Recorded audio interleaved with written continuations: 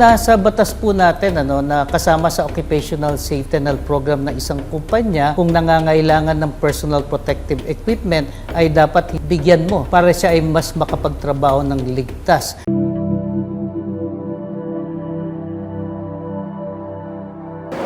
Sa ngayon po kasi, magpapasko at bagong taon, wala kami kasamang magulang dito sa bahay.